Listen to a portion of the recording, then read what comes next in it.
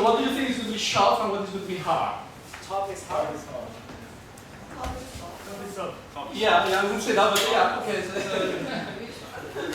And now if I ask you which of these two agents looks more natural in the way its behavior goes, which one looks more natural? The one at the top or the one at the bottom? Top one. Okay, so this is introduction to RL, to reinforcement learning.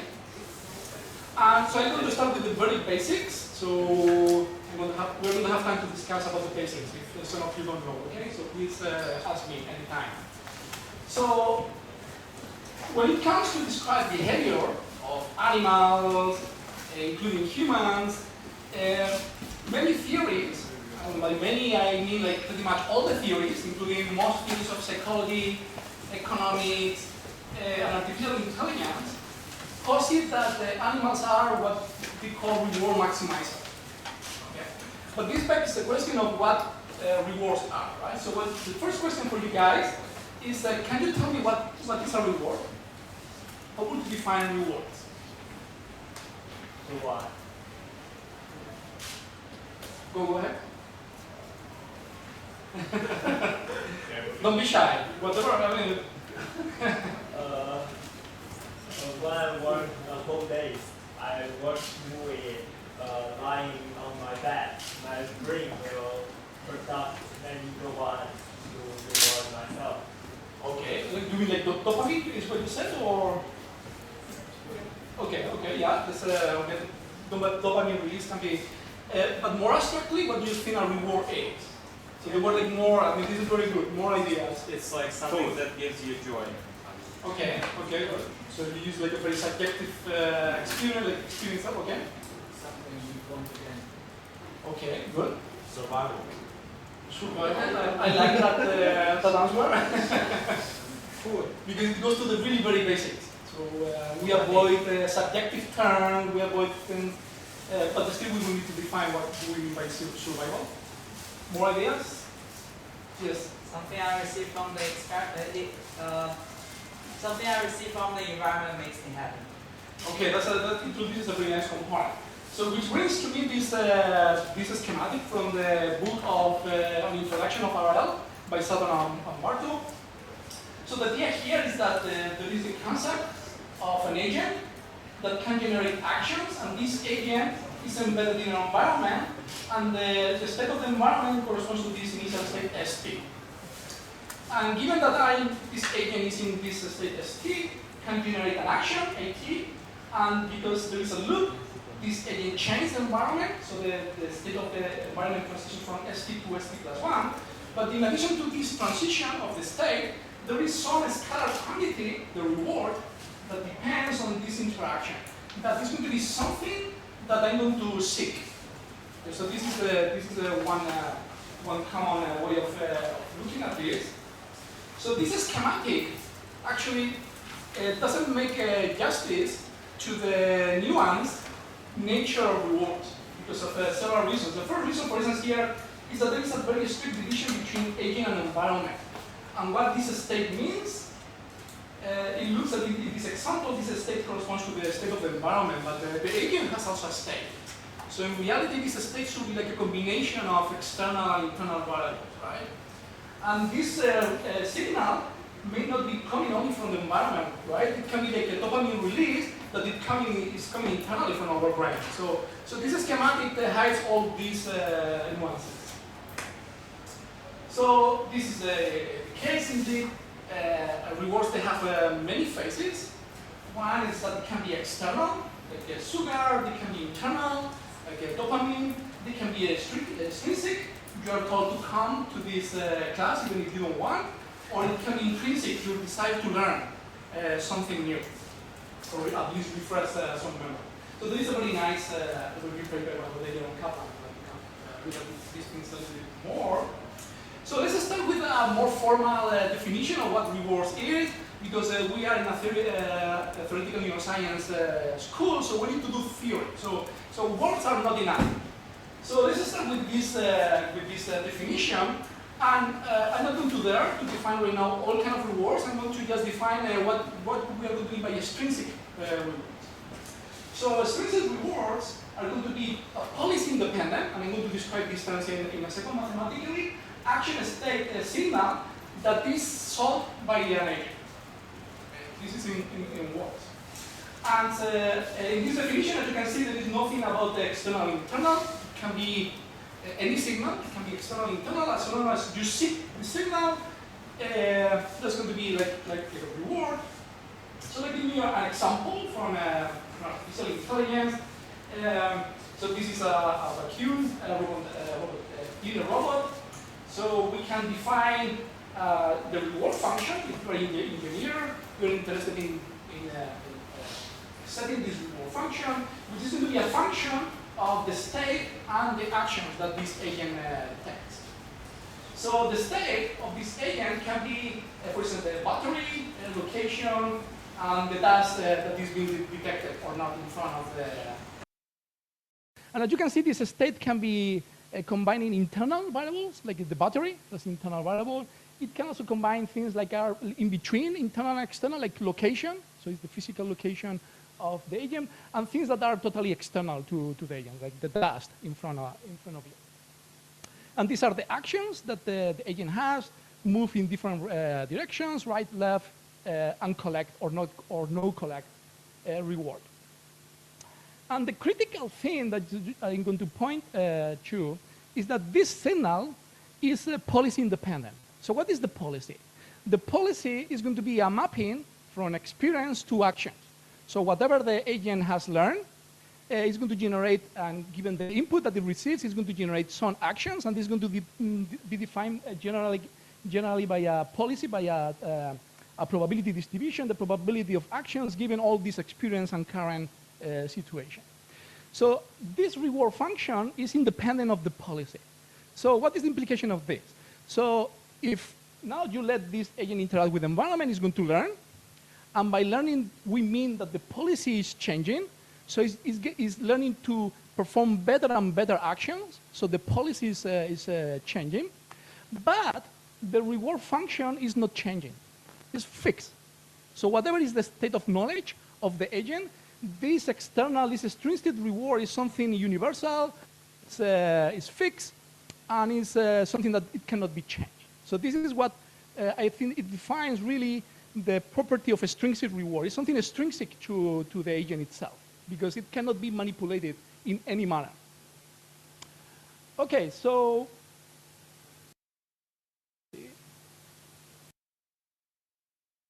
go manually probably.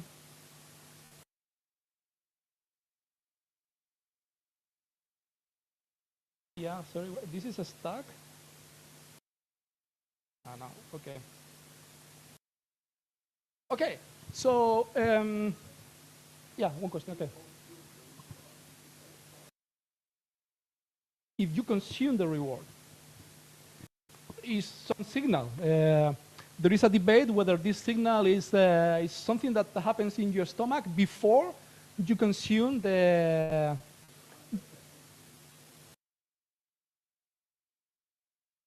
Generally speaking, yes. Generally speaking, yes. So we allow for this general definition. But in many cases, the actions don't play an important role in the definition of a reward. Yes?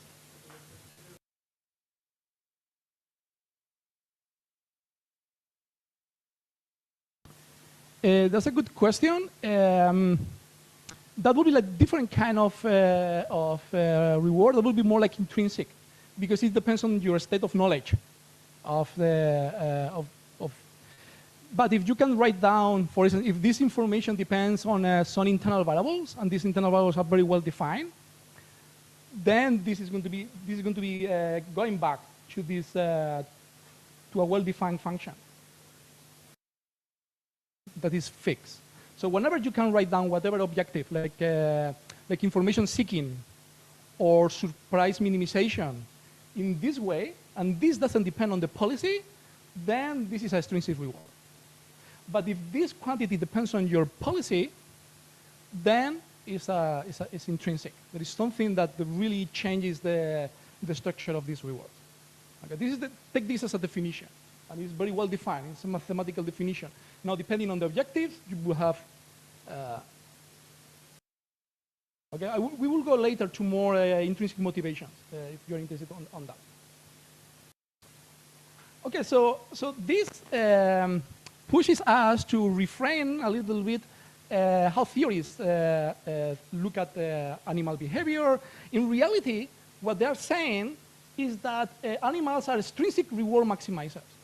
There is some function that is sought by this that is sought to be maximized by this agent, and this function is universal. It's something fixed that cannot be changed.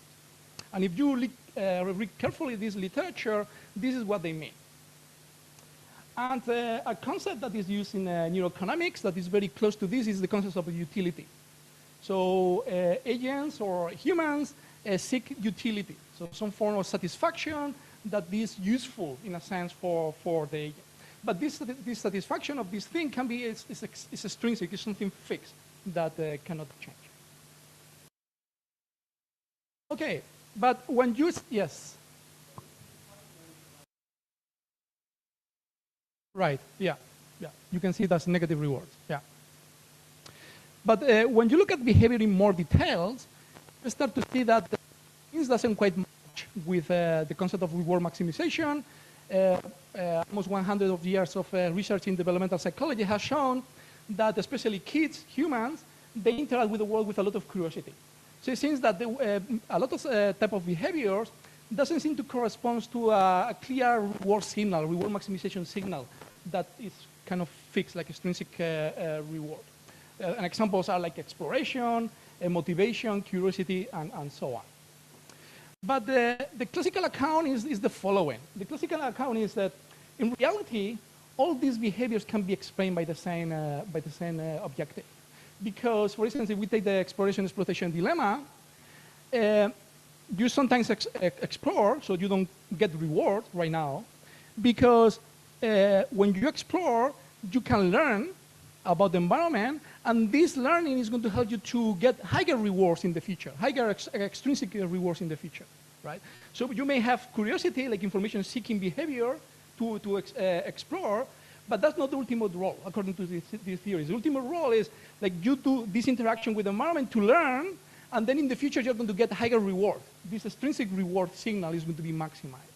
So all these behaviors can be explained by the same extrinsic reward maximization objective. There is no exception on this. The only thing is that, again, you have to reformulate what these theories mean by reward maximization, is that in reality, animals, no, I didn't touch anything. Okay. In reality, what animals is maximize, of course, the extrinsic reward, but it doesn't need to be the immediate reward. As long as the animals they to maximize some expected future cumulative reward, that's going to be the objective. Okay? And this idea will capture all these behaviors a priori. It's not that we have explained all these behaviors with this principle, but people believe that this will be the case if you are serious with this and then you have a program of research after this. Okay, so let's focus a little bit on the exploration-exploitation dilemma, and I'm going to show you a little bit of data from a paper that I like. This is Beckett-Epith, who has been studied a lot exploration-exploitation in animals, in this case in monkeys, in a task which is called an arm-banded task. I'm going to describe it in a second. So you have the monkey, which is looking at a point. Then there are 3 targets that appear in the visual field. And the animal with a saccade has to choose one of the 3 at every trial. So this is going to be repeated in many, many trials. And the animal is selecting at every trial just one option. Okay? And once this option is, one of them is selected, the animal is going to get a reward or not with a probability that is not known by the animal, and it's changing over time, it's hidden, it's a hidden variable, and it follows kind of like a random walk bounded between 0 and 1, of course, because it's a probability. So the only way to know about this hidden probability is, of course, sampling. Is going to the option and selecting it and see what the reward is in the next few seconds. If you don't sample one option, then you get lost track of the probability. Yes. Sorry, the previous slide? Okay, let me go back. This one?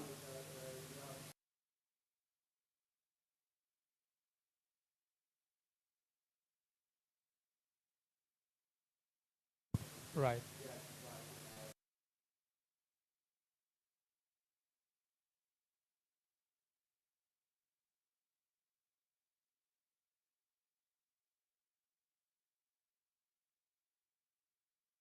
Yeah, I don't know the literature precisely on that, but you can think of being explainable under the same principle.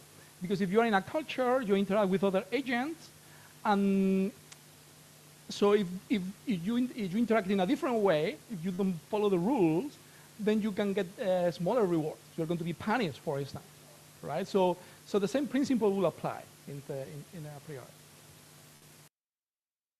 So a priori is very general. The only thing is that you have to try and show that this explanation is better than others. Okay, but a priori you can explain everything. So going back to this example, yes. Say again.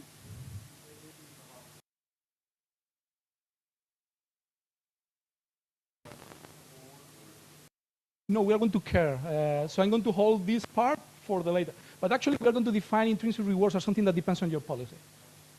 Just the complementary set, essentially. It's simpler than that.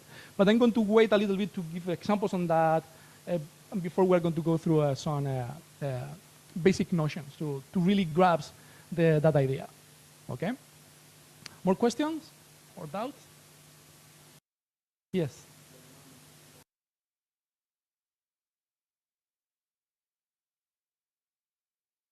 Yeah, well, that's going to be a combination, but a priori, yes. I mean, but it's of a different nature. Yeah, it's not going to be pure intrinsic motivation. We could add labels to that, but we're going to define intrinsic rewards whenever there is a reward, a policy component to that. Whenever it's a mixture.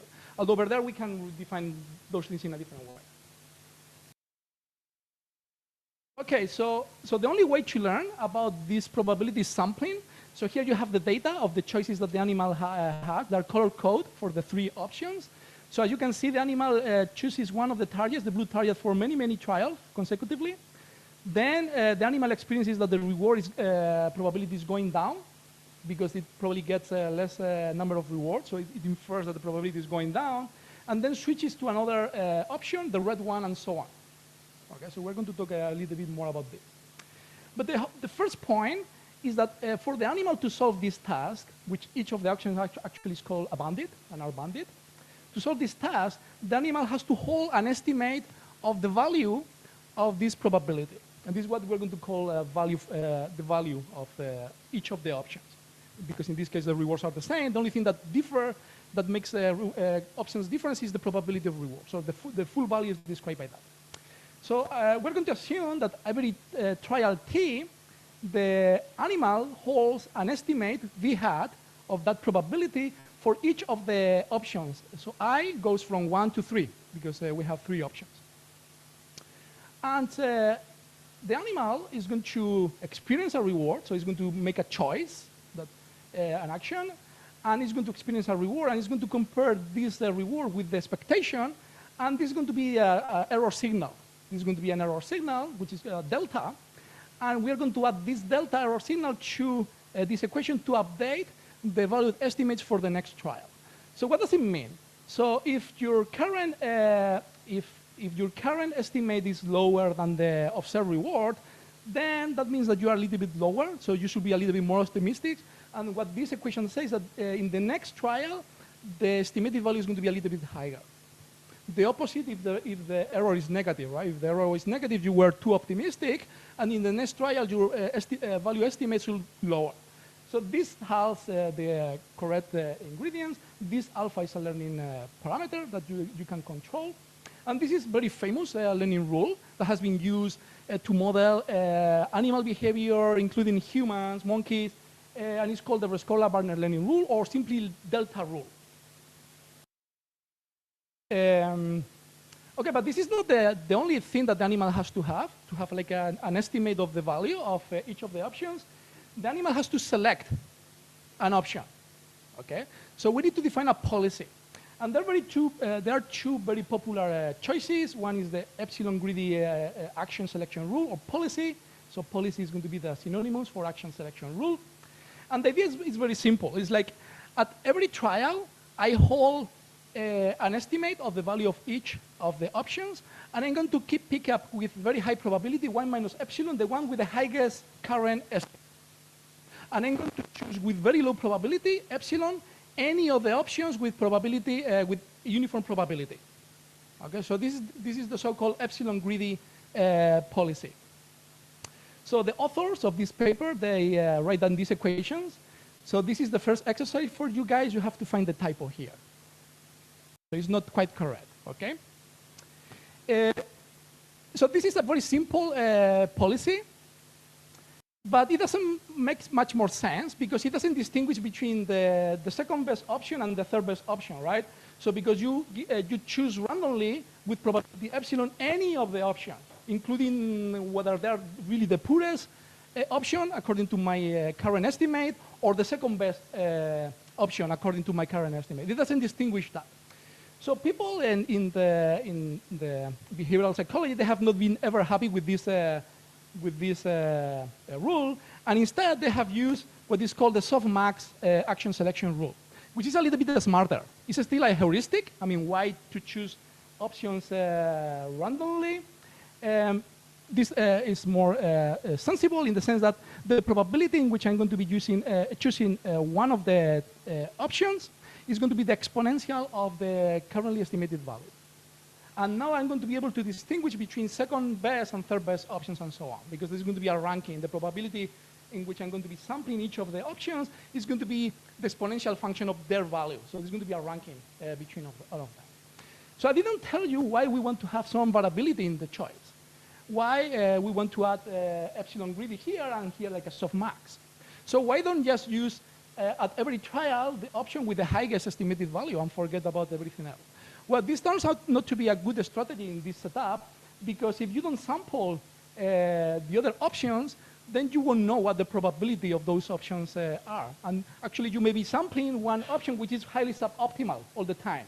So you need to what is called explore from time to time and sample the other options just to know whether their new state is much better than what I remember it should be. So this exploration is very important, and it's implemented by these noise components over here. Okay, so the data. So what the data tells you? Well, actually, the data tell you that actually these animals have different behavioral modes. One which is a exploitation mode, and the other one which is a exploration mode. And you can see this over here almost in the raw data. So there are like very long periods of time in which the animal sticks to one option, unless probably the current estimate goes down because the probability goes down. The animal perceives that something is changing. Now this is not that good option. There are very brief periods where the animal goes back and forth between a few, between the three options, and then goes back and stays to one of the options for a while. So if you plot the distribution of trials between switches, so a trial between switches is going to be the number of trials that are between a trial where I chose, for instance, this target, and a trial where I changed another one. So that's going to indicate the time of a switch. What you can see is that this distribution has very long tails with a very big peak in the middle. So if you try to fit this probability distribution with exponential, you're not going to do a very good job because you have two different times scales over here. So if you use now 2 times scales, now you get a much better fit, as you can see here in the log likelihood function of the data. So there is a big improvement when you go from 1 exponential to a sum of 2 exponential. So clearly it looks that there are 2 components here, 2 distinct components in this behavior. So what happens with these models? Do these models reproduce the data, can generate this bimodal behavior of exploration exploitation? The answer is not. So these are the best fit models to the data, and you can see that they're not quite good. And actually, when you fit the results of the model, so this is now simulation results, with one or two exponentials, there is very little difference between these two models. So essentially, the fake data, the simulated data that you can generate with these models, they don't seem to correspond to this very nice distinction between exploration phases and exploitation phases. So this model is not able to capture this. So I'm not going to go into the details of the model, but what these authors propose is that actually there are some internal states that describe this, the transitions between exploration and exploitation. And once you have these two, this more complicated model, then you can generate this two exponential distribution that fits much better the data. Okay, so we talk about armed bandits. So there is a big limitation of the previous experiment, because if you remember, actions are chosen mostly to explore and to get reward. But these actions, they don't change the state of the environment, right? The probabilities fluctuated randomly over time independently of what the agent did. And of course, this is not a very natural component, a very natural thing to when we come to model behavior. So I'm going to introduce very briefly the framework that is used in these cases, which is the framework of Markov decision processes. So the idea is the following.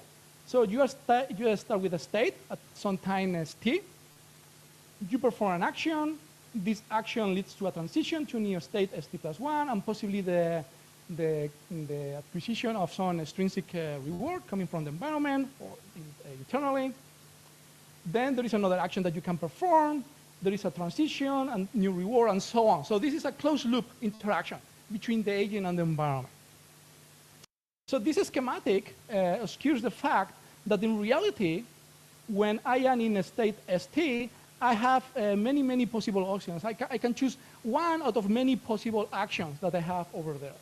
So the quantity that we're going to define that describes this, our policy, is this function, which is called the policy itself, and it's a probability distribution. It's the probability of performing an action, a specific action, when I'm in a particular state st, at time st. Okay? So in addition, when I'm in this state and I perform this action, there could be a transition to many possible states. And this is described by a different quantity. This is the transition matrix, the probability of going from a state st to st plus 1 when I perform AT, the action AT.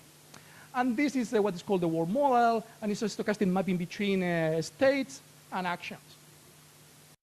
So typically, agents, they won't know this transition matrix, but they may have a model of this transition matrix. So they may have some knowledge about the physics of the environment, for instance. Of course, the other quantity that we have to describe in this setup is the extrinsic reward, which is going to be a function of the current state and the action that has been performed. And this is the critical quantity in Markov decision processes. So this is the so-called value function. And it's a complicated sound that I'm going to dissect for you. So this is the value function when you are in a state S, given that you follow policy pi. And this is essentially an expectation, expected value, over the sum of future rewards. If I follow my policy, given that I start from a state S. And this sum is possibly discounted by this factor, gamma, which is called the discount factor. That is any number between 0 and 1. So this is important quantity because it tells us whether a particular state is good or not.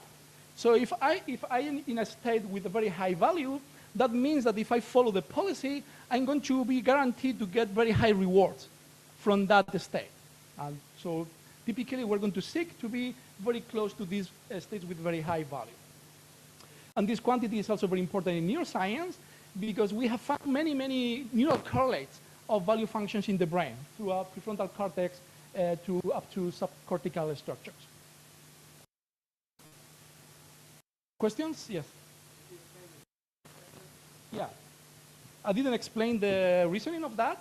So this is just a factor that is going to weight. It's going to tell us how much we weight the feature as compared to immediate rewards. So essentially, if gamma is very small, that means that future rewards are going to count really very little as compared to immediate rewards. If gamma is very close to 1, essentially everything counts exactly the same. And this is somehow a heuristic way of introducing some epistemic uncertainty about the environment because you don't know what's going to happen in the future. So you shouldn't count too much on getting future rewards because things can happen that you didn't take into account. So this gamma can model that feature as well. But take it as a definition of the value function. So it's generally including this discount factor. Okay. More questions, clarifications? Yes.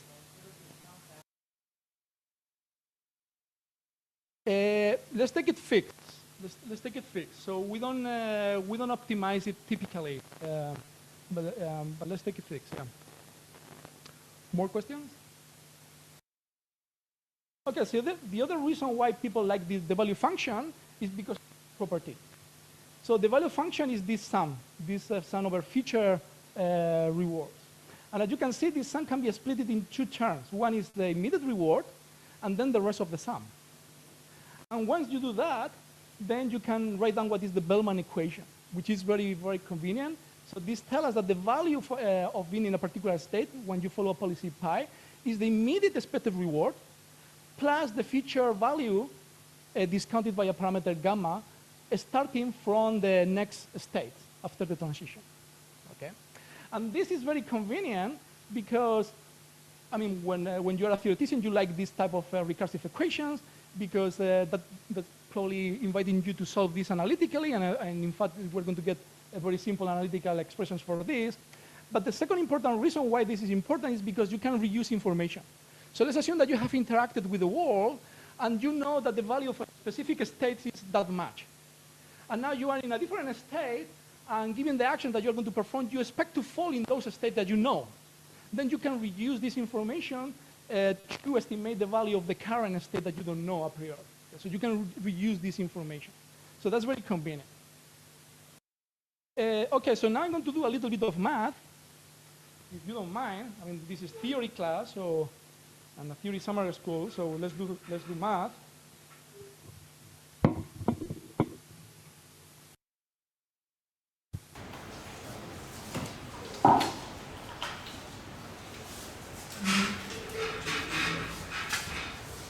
So can you hear me well in this way?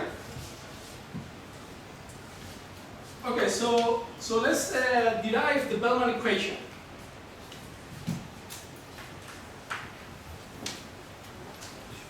And the reason I'm going to be doing this is because once you see these equations in this path manner, it's difficult to disentangle the different elements that are in the equation. So I'm going to disentangle all this for you, and then you're going to be able to understand these equations right away. So because here you have expectations over actions, states and actions, condition to policies, and so on. Okay, so the quantity of interest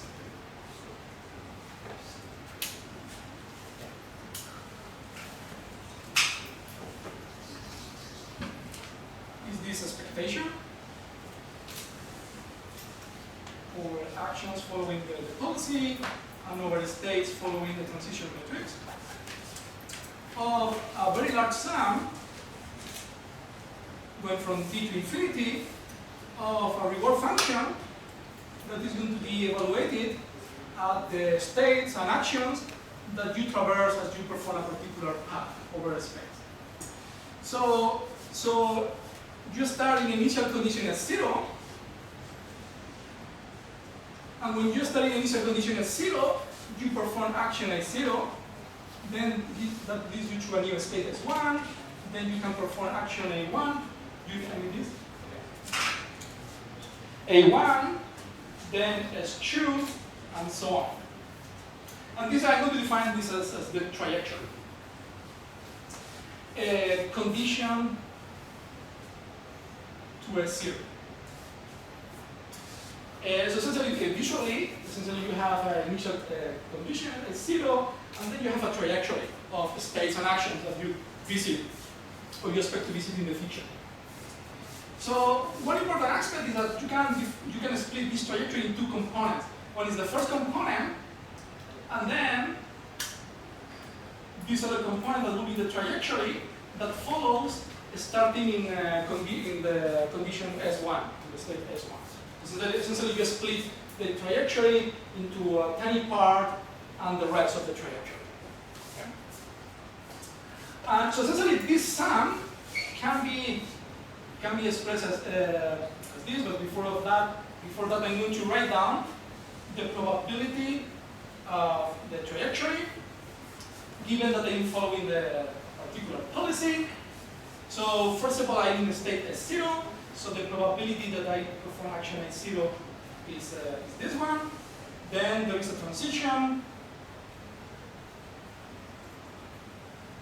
Then, because I follow the same policy, I choose action A1 from state S1 with the same probability distribution. So this is assuming that the policy doesn't change in this expectation. And then I have the probability of the next transition and so on. So this is a very infinite series of multiplications, and this is the probability of that trajectory. Okay, as you can see by using this trigger here, you can split this probability into two components. One is this first component, and then this is now the probability of the second piece of the trajectory, given that they are starting up as. So this is a recursive way of rewriting the probability of the trajectory into a part of that trajectory and the following part of that trajectory. Okay, so I'm going to rewrite this expectation now as a sum over all possible trajectories that start at S0 of that probability, and now with this sum that I'm going to split it. So let me. So you can see this is a kind of a small whiteboard. So let's write this way.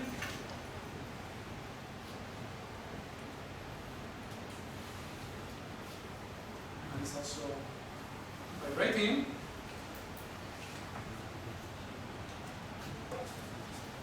Okay, so this is the probability of the trajectory. So this is what this expectation means. It's a sum over all possible trajectories, and the probability of those trajectories is specifically this one, multiplied by this sum. I forgot the gammas. So we have the first part, second part,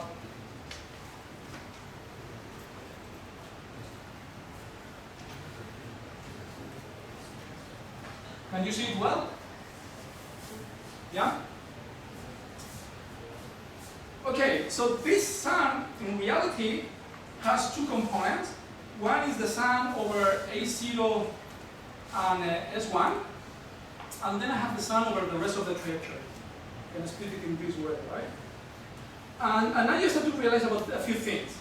So if you take just this term over here, when you perform this expectation, this sum over points S1 and the rest of the trajectory, that sum over to 1. So that those sums cancel and give just 1. So the only sum that survives, the first one, is a sum over A0s, probability of those A0s, given that I'm at S0, multiplied by the immediate reward, the immediate extrinsic reward. So that's the first component that you get over there, right? And then you have the rest. But the rest is kind of interesting. The rest is, so note, this sum here, I can take out one alpha, one gamma, sorry. So I'm going to take one gamma out. So I'm going to take one gamma out, and I'm going to have this sum.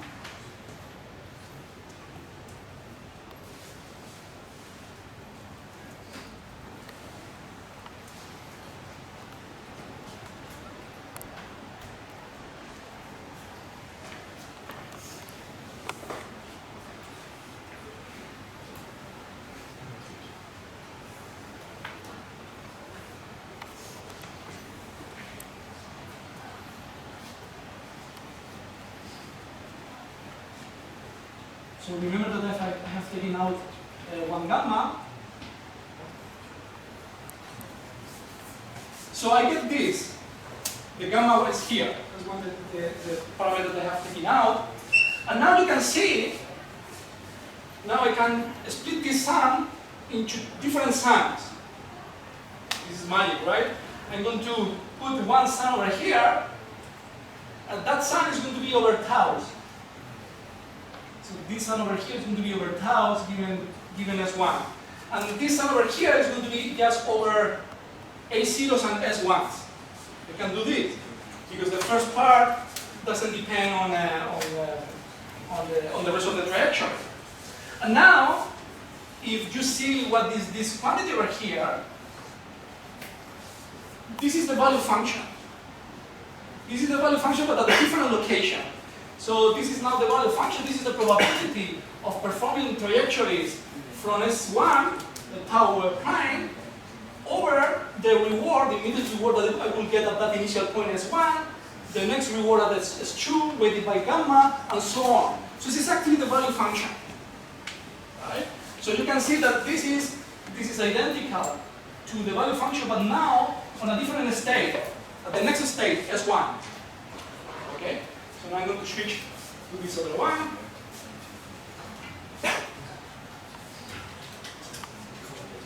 Okay, so I'm going to rewrite this.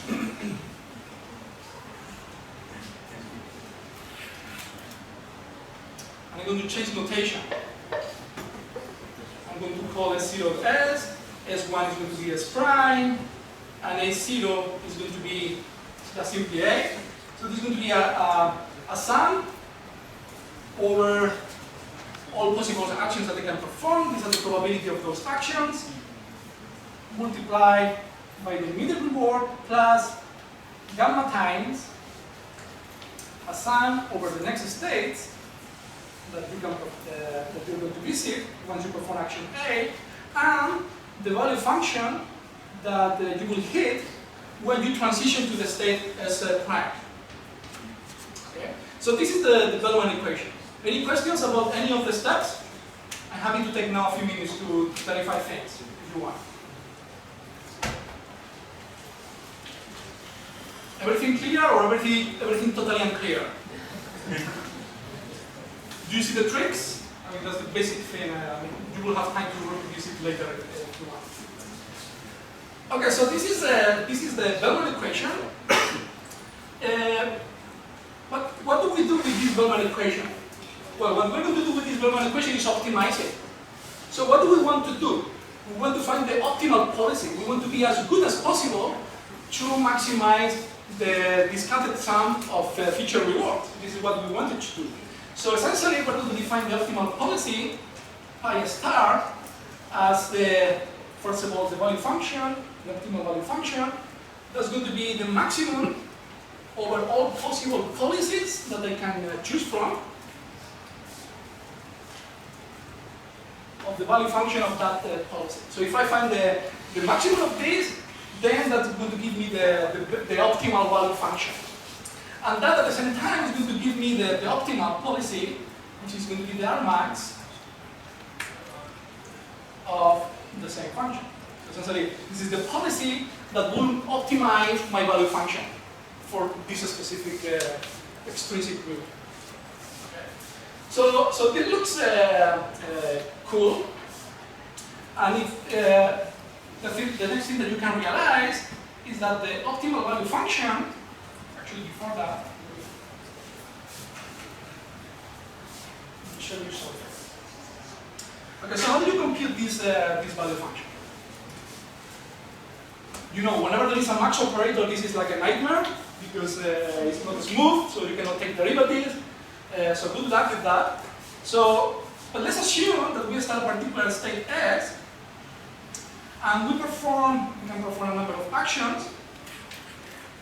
And for simplicity, let's assume that we transition deterministically to a different state. For every action, we transition to a fixed state.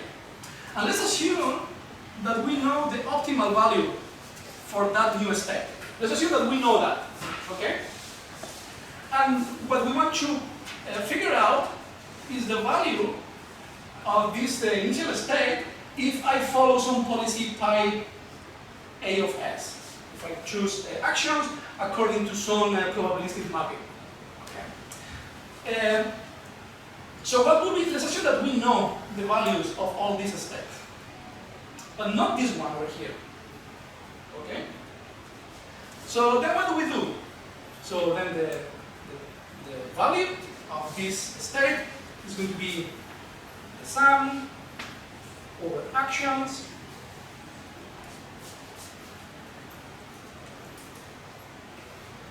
and then because I know the optimal value in the next state, so that means that I know what is the optimal policy starting from that location. So this is what I meant before. So if you know how to do very well when you're in a particular state, you can use this information to help you to evaluate the value of a state that you don't know its value. You see what I'm saying? So let's assume that we know this value, then we don't know this value. So this is the equation. This is, by the way, called the optimality principle. And now what is the optimal policy in this state? Well, that's going to be very simple, right? What is the optimal policy? So look at what kind of equation is this.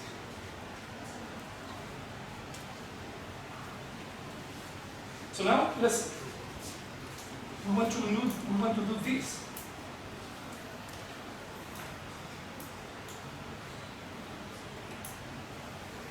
So what's going to be that in this particular case? What is the optimal policy in this state S? Maximize the value. Right. Is choosing A such that Right. reward is the max. Right. So that's a super important conclusion. The policy is deterministic unless there are ties. If there are ties, if there are sums, if there are combinations of immediate reward plus future reward, future discounted reward that are the same, then you can have ties. And that's the only condition where you will have a stochastic policy if you want. But again, in those conditions, you can choose a deterministic policy anyway. Choose any action. So super important conclusion. The first important conclusion is that finally we have an equation for the optimal values. Then now I'm going to write it generally for every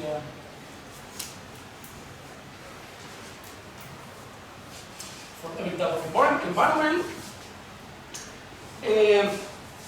First important component, this is called the optimality Bellman equation. So this is the optimality Bellman equation, which is nonlinear, as you can see. But this max operator, actually what it's telling you is that the optimal policy corresponds to choosing always an optimal action that corresponds to the Rmax, to the argument that maximizes this sum.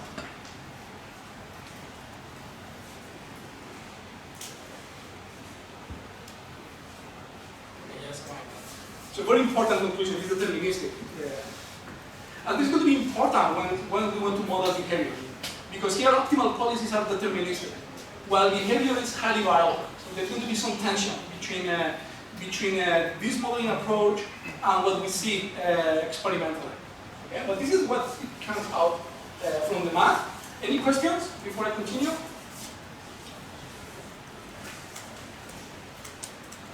Okay, so the final step is how to solve this equation. So how to solve the optimality Bellman equation.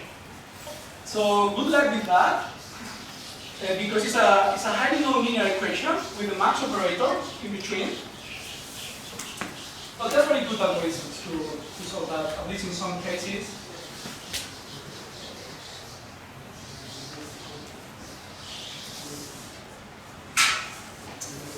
Okay, so let's assume, and this is for simplicity, so I'm not going to show the general proof and anything, but just for simplicity, where you can see what you can do with this equation.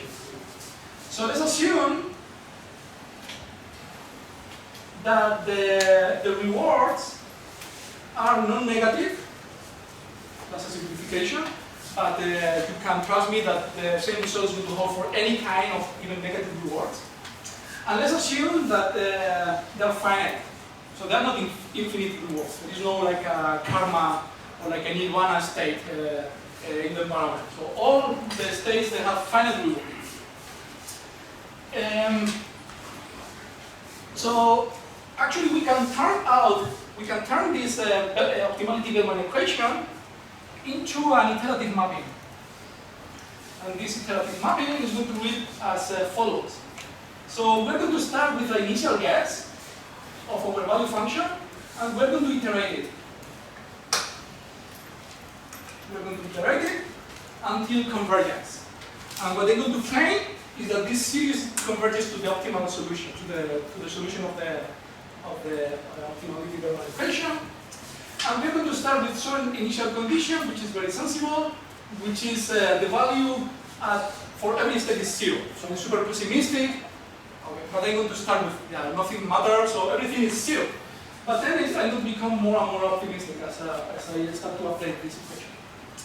Okay, so the equation that I'm going to use to update this value function is just the optimality Bellman operator, which is this max.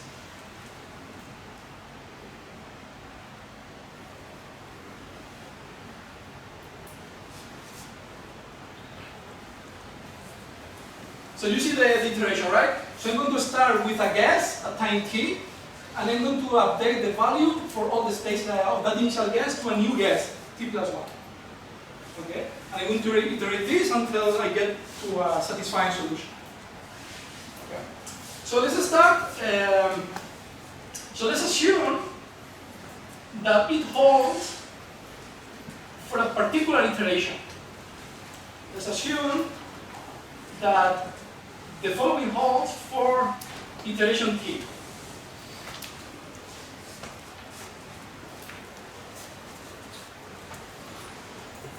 Before that, let me show you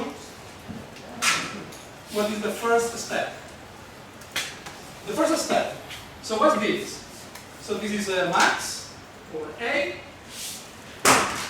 extrinsic reward function, gamma, p,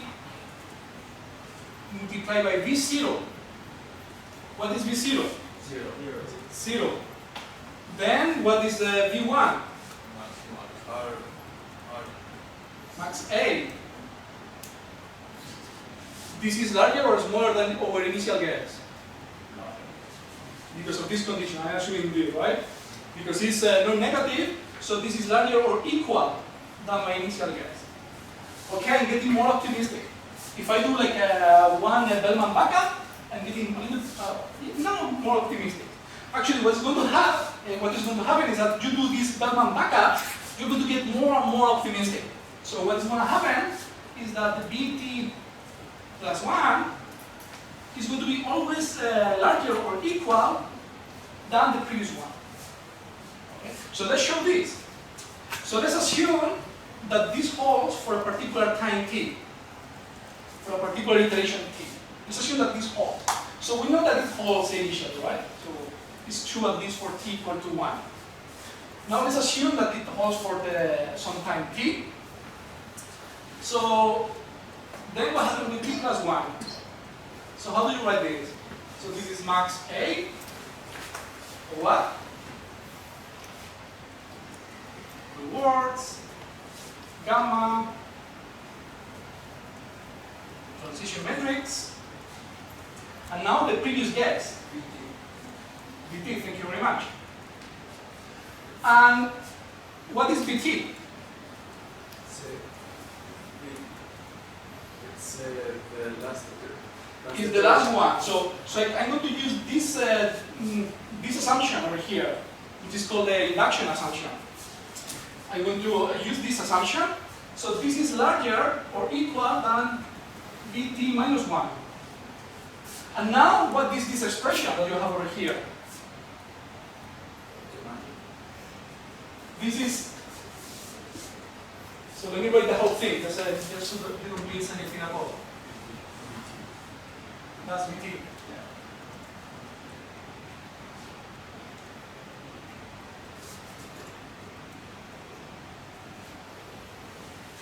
So this is BT1. right? And this is Vt, as someone said. So this is Vt. So what we have shown is that if this holds a particular time t, it's going to hold for the next iteration as well. So it holds for the next iteration. So we are getting more and more optimistic, and this holds. And because it happens at the initial condition as well, by induction, this is true for every t. But now what happens with this series? Converge. Why? To the optimism. Yeah, but a priori you don't know whether you will get to. It depends on where the optimal is. But here there is the second condition that we are going to use, that the rewards are finite. So the optimal solution is not infinite, it's not finding nirvana. There is no such an optimal policy that you will find in your policy set. So there is a finite optimum that you can attain. And this is something that we have to show, but that's going to be very simple.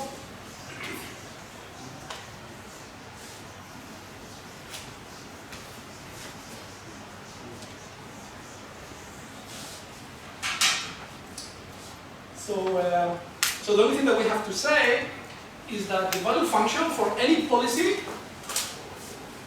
is finite. So no matter what policy you choose, that number is going to be finite. And why this is the case?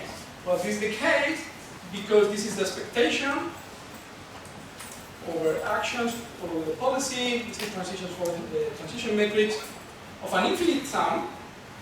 Of course, this is an infinite sum of things that are bounded by Rmax, by some maximum reward that you can get in any possible state action that you can encounter in the world, because it's not infinite by assumption, so there should be some Rmax. And if gamma is smaller than 1, this is important, then you won't get infinite value function, because this is going to be like a series, this is going to be bounded by this series. 1 gamma to the square, so on, multiplied by Rmax. And this is Rmax 1 minus gamma, and this is bounded, it's a finite number. So what we have learned, that if we use this algorithm that is called, by the way, value iteration algorithm, so essentially we update the optimal value, we get more and more optimistic values, functions. So this is iteration number t, 0, this is vt of f, but as a function of t, of the iteration number. I start at 0. And I know that this series is non-decreasing, so it has to increase, up to some point where it's not going to be able to increase. Because it cannot keep increasing all the way to infinity. It cannot keep increasing. So at some point, you are guaranteed to get to saturate. And that's going to correspond to B star. Because at that point, the changes are going to be so tiny, essentially you are having very, very small errors in your current estimates of the value function. Okay. Any questions about this? Yes? What happens when you punish Nothing happens in reality, because you can redefine this reward function relative to the minimum reward. And essentially you can shift the whole thing. And you need to discount some exponential thing over here, this geometric series, but that's the only thing. It doesn't matter. It works. So essentially, you won't have these very nice intuitions, but the convergence will work. Essentially, exactly in the same way. Essentially, you have to define like a different reference level, or you can prove in a hardcore manner by showing that this mapping is the contracted mapping. This is a contracted mapping.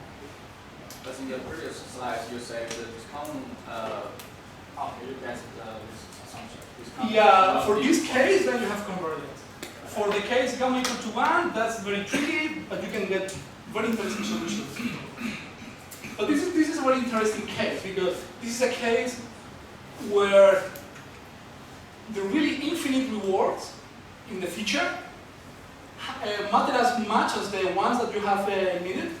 So this can lead to policies, very weird policies, where essentially you are super, super optimal initially, but really at the end, at infinity, you will get very good, but you never get to be be good because you're always working in a real time, in real numbers. So you never get to the infinity location, but that would be the optimal solution. So you have some pathologies over there in that case. Although it's interesting to look at those. Yeah. I'm thinking of like AlphaGo or chess algorithms that must have a pretty low discount factor because they make moves that are counterintuitive, but at the end like optimize something. So Well, as far as I know, they don't have like a small gammas over there. Like they don't have a problem though, because pretty much for every policy they're going to terminate the game because someone is going to lose. So the probabilities of having like a terminating game is, and also because the rewards are finite as well in those games. So they don't have any problem with the. So if you have like what is called first exit problem, so the probability that you will conclude the game is 1, then you can play with gamma 1 to 1. But they don't use small gammas. Yeah, very good. Yes. Why it is Vs in the sigma term, not Vs prime? Over here? Yeah. Where? Sorry? Vs in the sigma. Tell me the line. This one, down, Every line. up, here? Yeah. Why? Vts, Y not S prime. You're right, that's a typo. You're totally right. I'm missing, yeah, thank you very much. There is a typo here, yeah. I have a problem. Thank you. In this program, V is always increased, but assume there is a problem. The true task landscape is have local maximal, so it cannot. These programs they don't have local minimum, local maximum. Yeah, it's because you make the weight always increase, so we can. No, but in general. So this is just for the sake of time. I only showed you guys this case, but you can bear on me and believe that because the Bellman operator, the optimality Bellman operator is a contracting mapping, there is a unique fixed point to the Bellman equation. So there is no other fixed point that you can find. Yeah. So that's a very nice property of this system. So you can pack up all this or bootstrap all this information, and you're guaranteed to convert. And this happens not only for the value-based algorithm, it happens for TD, for any other algorithm that would back up values in this way, having some previous estimates. As long as you are visiting all the states, then you are guaranteed to have converted. But the true task always have local maximum. The true task, what do you mean? The task you're going to find in the real world? Some like very easy machine learning task that will have very many local solutions. So that means the VT is not convex. No, well, but this is because you are using function approximation or Monte Carlo approximation, and then you can get stuck in apparently local minima. But the original problem doesn't have any local minima. But whenever you do approximations, and here you have to do approximations at some point, right? Because what's the problem of this algorithm? That the state space can be huge. It can be continuous and it can be huge. So what you need to, if you were about to use this algorithm, then you will need to back up all possible values for all possible states that you can encounter in the world. And that's contractual. So then you have to rely on approximation. And these approximations, they are prone to have like local minima. The theory of that is not very well understood. If you want to use deep learning, yeah, you have all these empirical issues, but there is not good theory of why this is the case. But this is the case. Yeah. This is I use when I care always about for each step reward, right? Yeah. Not the final step. There's other arguments for when you care about I only care about the final result. Also, yeah, like winning again or something like that. yeah, that will define like a set of states, like a winning state, for which the reward is 1. And then you will have another, the rest of the states, winning, where the reward is -1. But this is at the end, and this is at the end of the game. But for the rest of the states, you still didn't end the game. The reward is 0. So you will find the So yeah. So essentially, in many games, in artificial games, and this is a big problem in RL, which I'm going to discuss a little bit, is that there's the problem of sparse rewards. So if you have a reward function, a string-6 reward function, that is very sparse in the sense that you only could have a signal at the end of the game. So when you get a very big reward, like a lion catching a gazelle, this is really very sparse reward. So it's very well known that if you use these rewards to train these algorithms, convergence is super slow, extremely slow. So there is all this technology that emerged, which is intrinsic motivation. It's adding some other signals that may help you to boost, to be more curious, to explore more, so that you're not too much stuck with no signals. You still use something to learn, and then eventually you will be able to get to the final big group.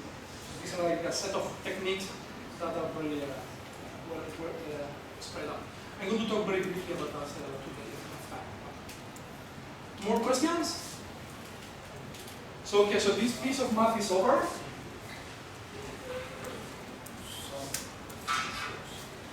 Okay, so this is where is that the pointer?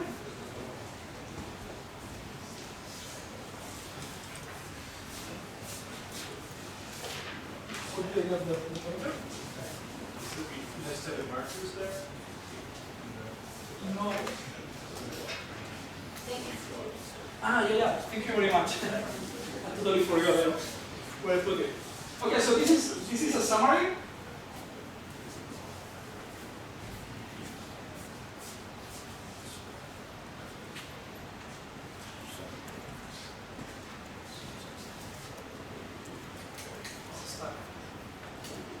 Too much time for this.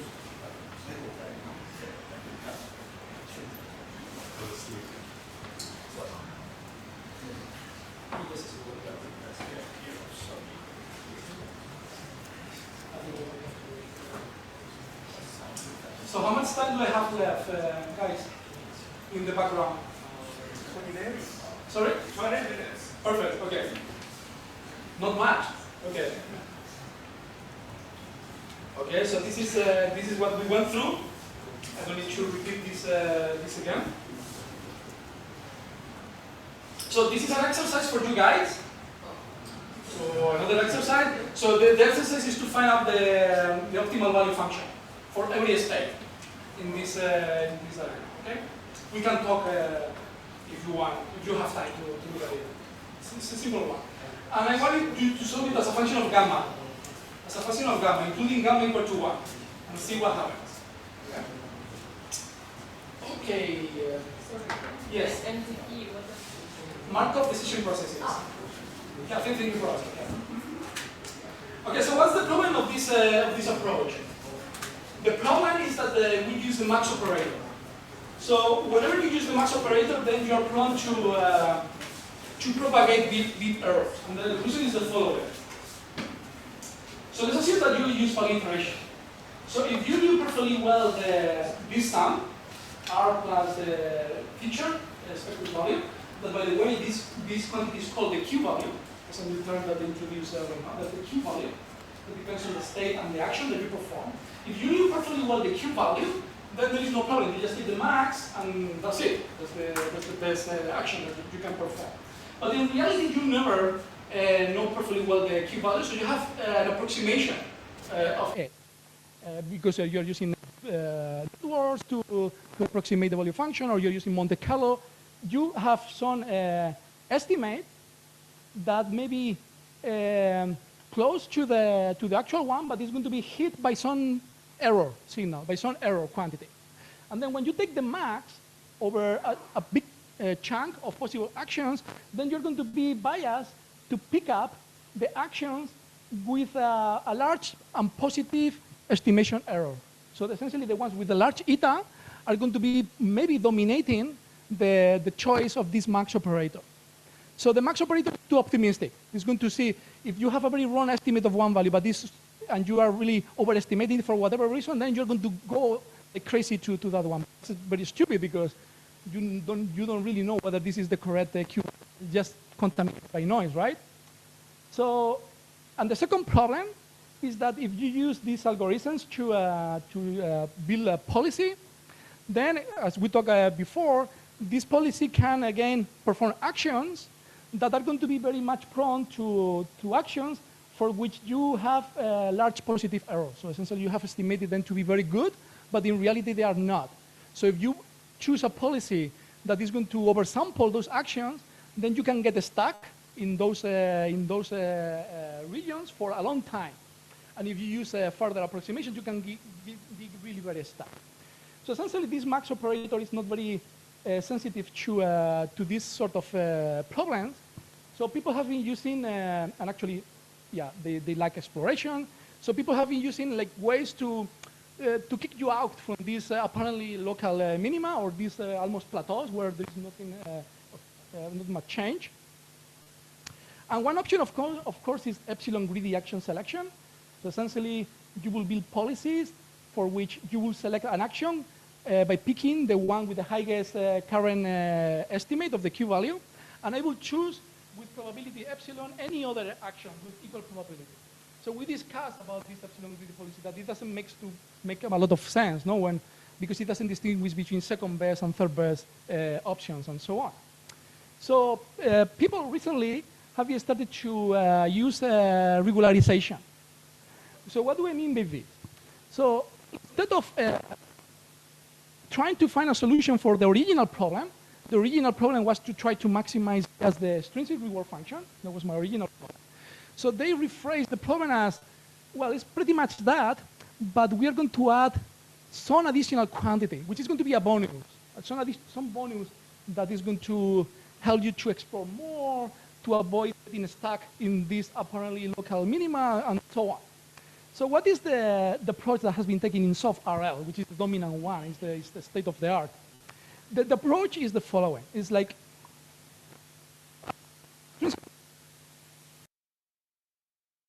policy. So this is, if you remember, for me this is going to be now an intrinsic reward, right? It's something that depends on your policy. So what this is telling you, let's assume that you have learned a good, decent policy, but you want to optimize it. So what this quantity is going to tell you. So if you perform an action under your current policy, for which under your current policy the action is very likely, then you don't get much reward because the minus logarithm of like probability close to 1 is a small positive quantity, right? But if you choose an action that under your current policy it has very low probability, this is going to be the minus logarithm of something very small, close to 0, and that's going to give a positive boost to exploration boost. Okay, so that's the exploration bonus that this intrinsic reward is going to be adding to the extrinsic function. So if you look at this in a different way, now that you know how to do these expectations, just by looking at these equations, then you realize that this expectation over here corresponds to the expectation of the policy, and this is the entropy. So essentially, what you are adding is an entropy bonus to your target. And this is very well known to, at least empirically, to lead to much better results than not in very large problems, not in simple ones, in very large problems. So essentially what we are changing is gears here totally. We're saying the actual value function is not my previous sum of discounted future rewards. It's now this sum plus this other sum. And of course, I'm going to find a policy that will optimize all these things. And at the end, I'm going to take alpha going to 0. So whenever I start to learn very well, alpha will go to 0, and I will kill this term because if you only care about performance, you only care about performance. So you don't care about this thing. So this plays the role of regularization. Helps to avoid these local plateaus where nothing changes, when you have sparse rewards and these kind of things. Okay. Questions about this? So these are the main players. If you want to look at this paper, Todorov was one of the first guys in introducing this concept. And in RL, there is this very famous paper about the soft autocritic architecture that uses essentially this area. Yes. Okay.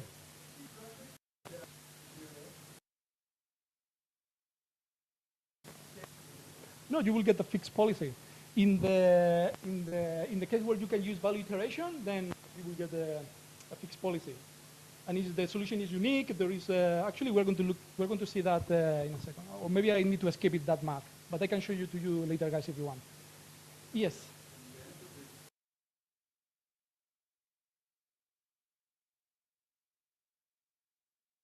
No, the entropy doesn't need to be closer to 1. The policy, the probability of selecting an action can be close to 1. Let's assume, remember, the theory over here tells you that the optimal policy is deterministic. Or theirs is a deterministic policy. So as you are learning, then the policy is going to be closer and closer to be deterministic, for sure. So that means that there are going to be actions for which the probability of those actions is going to be very close to 1. So when you use those actions, that's exploitation, in a sense, right? So you are exploiting because you know what you took with the action with the high. And that doesn't give you any reward because the minus logarithm of 1, something close to 1, is very close to 0. But now, what this is telling you is that there's going to be an incentive to try out different actions beyond the optimal one. And if you try out one action that with very low probability, like crazy action, that's going to be very intrinsically rewarded according to this signal that is going to maximize. But this is only good in the process of learning. At the end, you want to kick out this term. Yeah. As you are learning, the policy is less and less entropy. But note the difference between this quantity, this signal, that is going to be trial by trial dependent, compared to this signal, which is like an expectation, an average. Right? So distinguish between these two things, because it's easier to understand this in a sense. But this as well has the same meaning. So you optimize this reward function, but you add this exploration bonus. So if this quantity doesn't harm too much the reward, so you don't lower too much the reward, then you will be entropic. You will be using a deterministic action. Yes?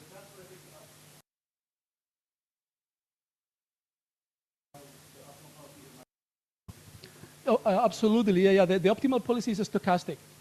I'm going to show you that in a second. Yeah, you're totally right. More questions? Yes. Yeah, typically yes, yeah. Or in some algorithms, they just crank this fix and they don't decrease it much. So at the end, they will show the performance on the policy without that alpha. So it's like simulating analytic. Yeah, you can do that. Yeah.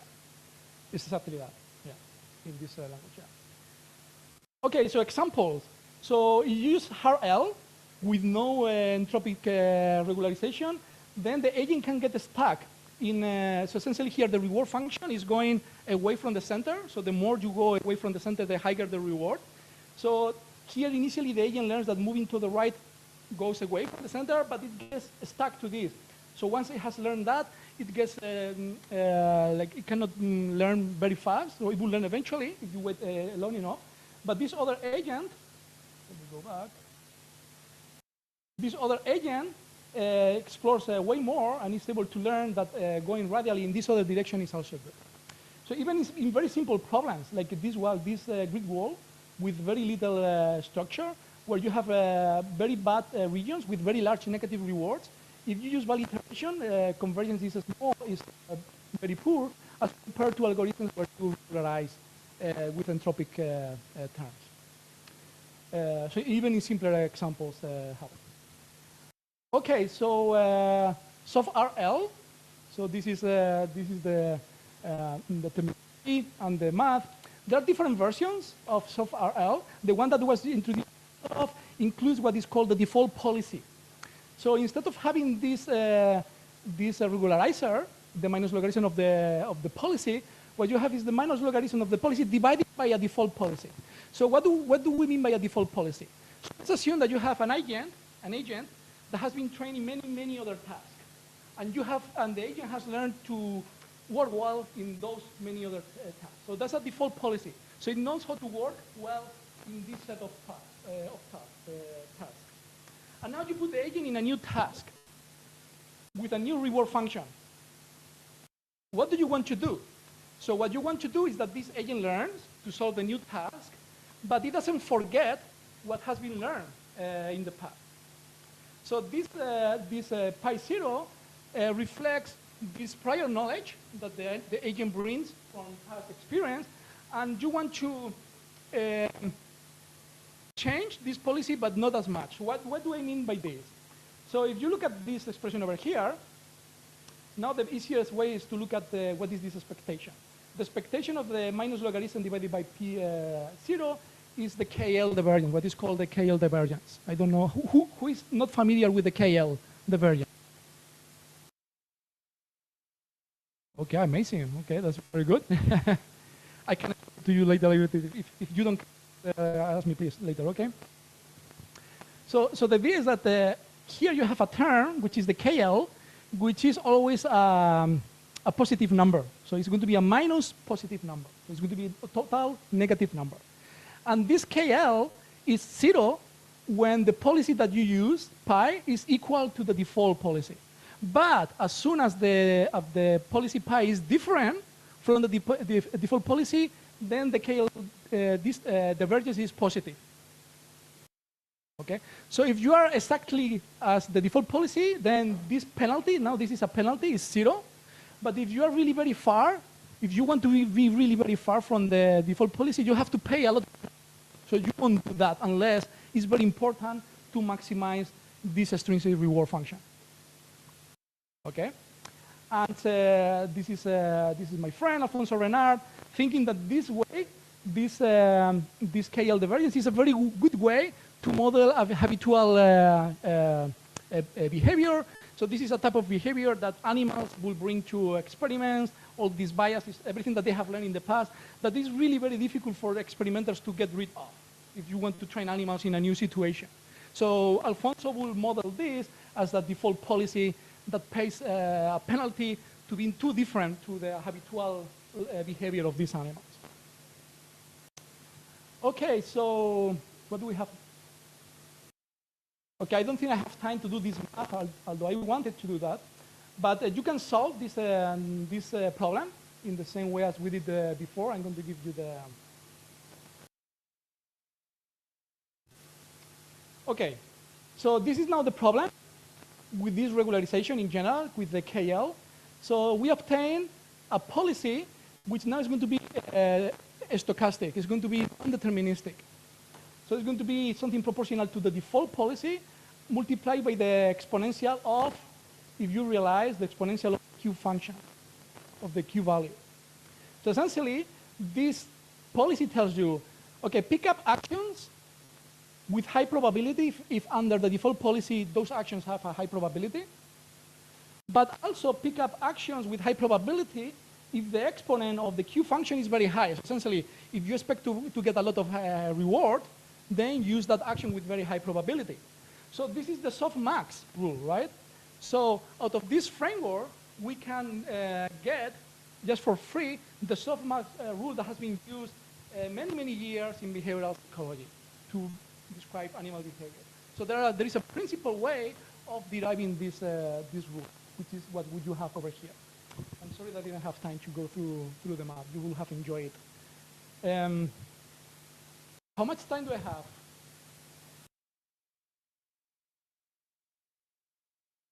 Okay, that's too bad. Okay, intrinsic rewards.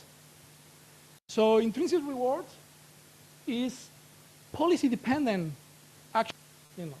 So we have already seen one example. Regularization term, this is something that is not extrinsically driven by a goal.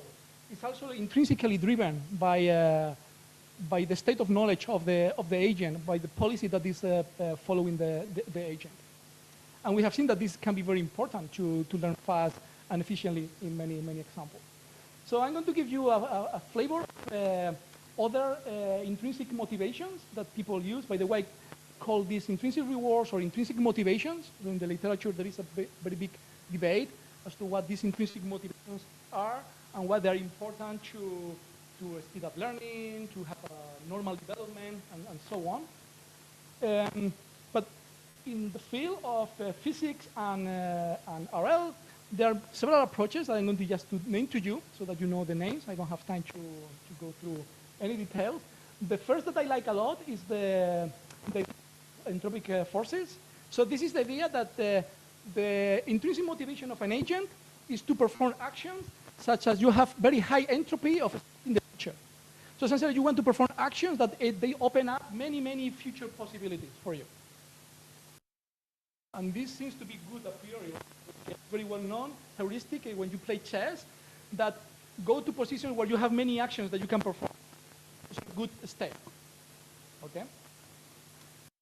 Another approach is empowerment.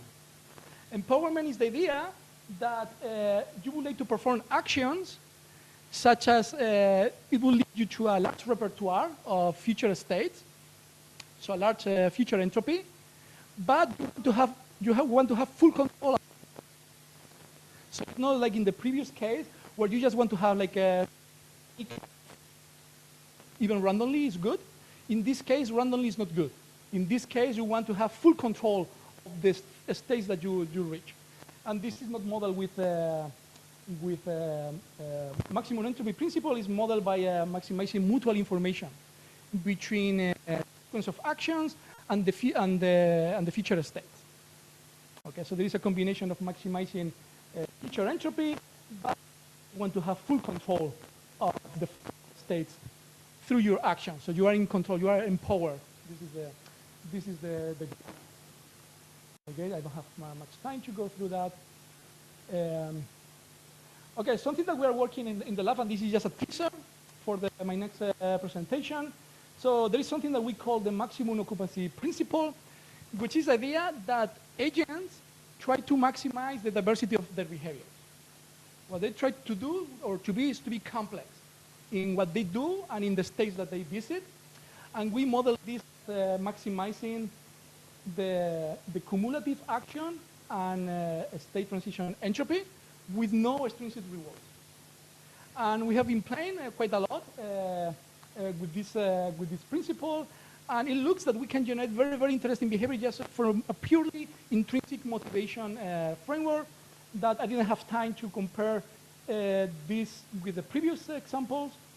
Here you have a classical epsilon greedy agent that essentially generates some kind of random behaviors with, I mean, remember here there is no extrinsic reward. So there is just random behavior. Terminal in that the agent, the ant cannot fall. So it should generate all kind of behaviors as long as it doesn't fall. There's some terminal that we're going to consider harmful or dangerous for the agent. And this whole thing, this only thing, saves the behavior of the agent. And now with we get way more interesting.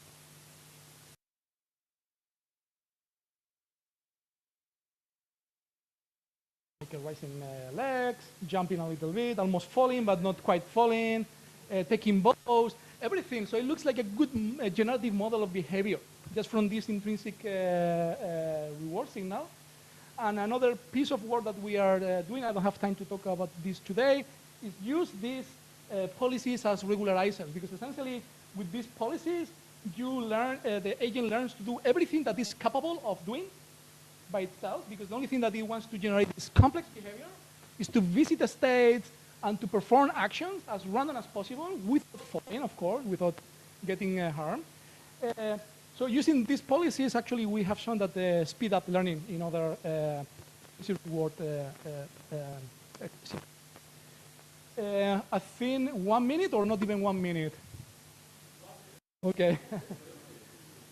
Okay, so just a summary of everything. So this is the classification of frameworks. So standard RL, or what we can call hard RL, is just when you have this extrinsic reward, that is fixed forever, you cannot change it. but now it's becoming more and more popular, these soft RL algorithms, that you have different versions, entropy regularizer, regularization, action KL, action FTL, and now attention as well to this free reward framework, where actually there is no extrinsic reward. Everything that is there is just the intrinsic motivations, policy-dependent thing. Just questions for you guys. I mean, you are going to be the next generation of students thinking about these very hard problems. So what do I think that the big questions is what's the goal of intelligence and nature? Is there like objective function that we can figure out that we try to maximize or not? If yes, what is this objective function? Is maximize reward? But yeah, what reward function? What is intrinsic reward function? Is empowerment? Is occupying space? So what is the objective? Distinction between actions and states. So this framework, Markov process, is distinguished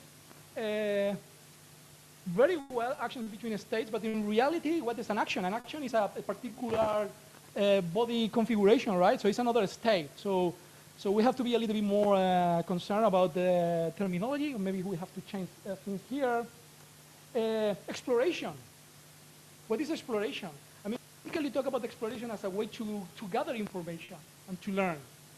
But bacteria also explore, and they don't have like very sophisticated learning algorithms, right? So it looks at the exploration or moving around seems to be like a deeper principle than exploration itself in terms of knowledge acquisition. So moving around looks to be like a more physically grounded principle. Well, how do we move to finitely or bounded rational agents? So here, when you want to compute these quantities, you have to have a lot of machinery. You have to be able to compute the value function. You have to approximate it. You have to do a Bellman backup. So how is this accomplished by the brain? So we know relatively little. Well, here we have one of the experts, Nathaniel, on this. But we know relatively little about how things are implemented in the brain. And finally, multi-agent social interaction. When there are social interactions, what is the goal? Is maximize reward, or is maximizing interaction, or is maximizing occupancy between all the agents so that you can go to Mars and conquer new niches and so on. So I think that these are going to be very important questions for the future. Okay, thank you. I don't think I allow.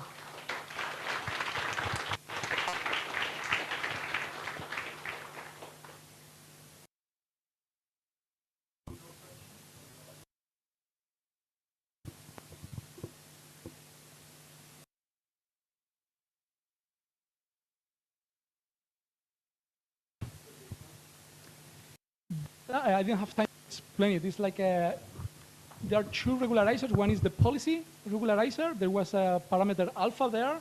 And then there is the transition matrix regularization, which comes with a different parameter, beta, in general. I didn't explain that at all. Yeah.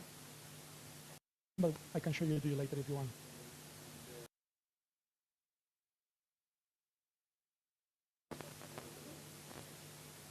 It's a different nature of what do you mean? What is the Monte Carlo algorithm?